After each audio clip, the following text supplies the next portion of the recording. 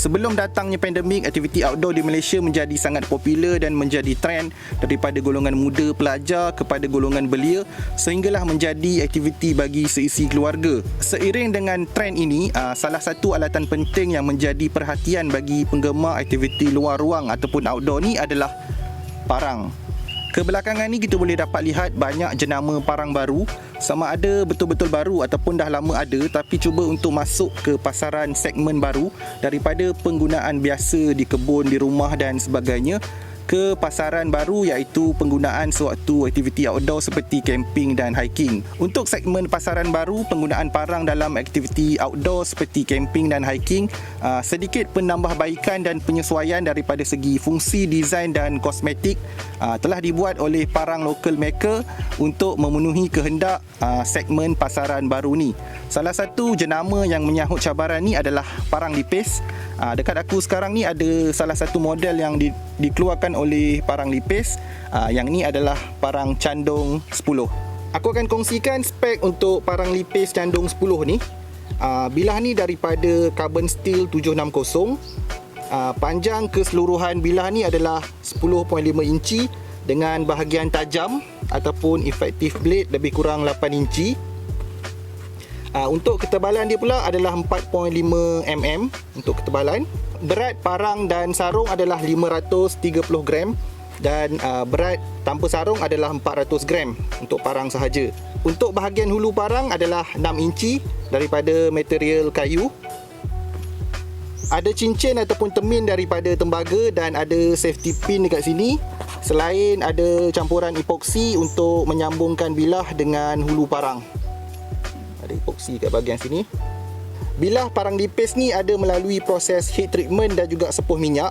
Tapi bilah ni tak ditempa ataupun melalui proses forging. Dengan itu finishing pada blade ni dia adalah polish finish. Dia licin. Tapi taklah sampai mirror finish dan tak ada kesan-kesan hitam-hitam ataupun tempa dekat bilah dia lah. Okey, untuk sarung dia adalah daripada material PVC. Pipe PVC yang dibentuk menjadi sarung. Agak cantik, tapi yang penting sekali dia memang betul-betul fit. Dia tak mudah terkeluar daripada sarung dia. Aku try goncang ni pun dia tak bergerak langsung. Tapi taklah sampai tahap dia susah nak keluar. Nak keluar pun senang je. So itu sarung dia dan update terbaru untuk keluaran batch yang terbaru dah ada pilihan menggunakan sarung Kydex. Boleh pilih lah sama ada nak sarung Kydex ataupun sarung PVC. Dekat sarung didatangkan dengan tali sekali. Yang ni boleh ikat pada pinggang ataupun korang boleh modi pasang carabiner dan lekat pada tali pinggang lah, pada lubang tali pinggang. Untuk hulu dia tadi daripada material kayu. Ada beberapa jenis kayu tempatan yang digunakan. Contoh dia macam ciku, rengas, halban, mata kucing dan juga ada menggunakan pokok akasia lah, pokok pendatang. Jadi corak dan warna bagi setiap hulu kayu dia adalah berbeza lah, tak sama bagi setiap parang. Ok, next kita nak tengok ketajaman parang ni straight daripada kilang. Aku tak ada asah, aku tak ada touch up apa. Yang ni adalah memang betul-betul daripada kilang. Kita nak tengok ketajaman dia. Aku akan test potong kertas A4 ni.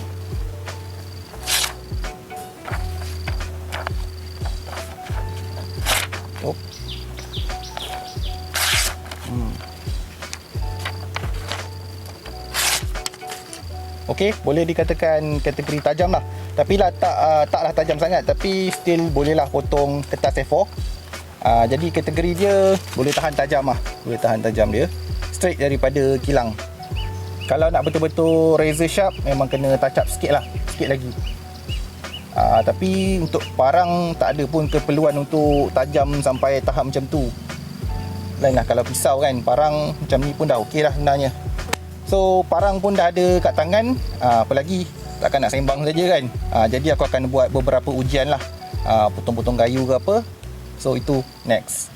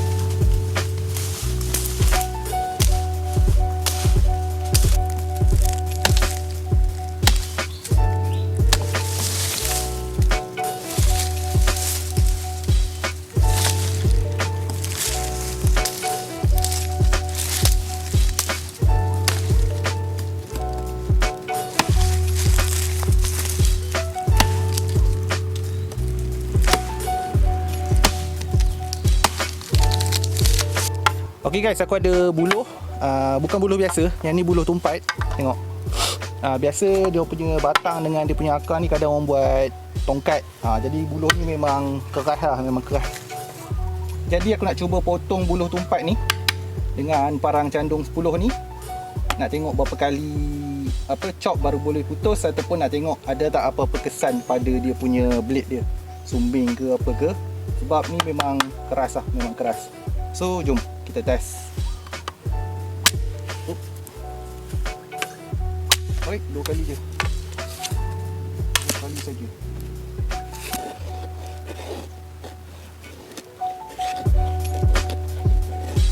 Nampak?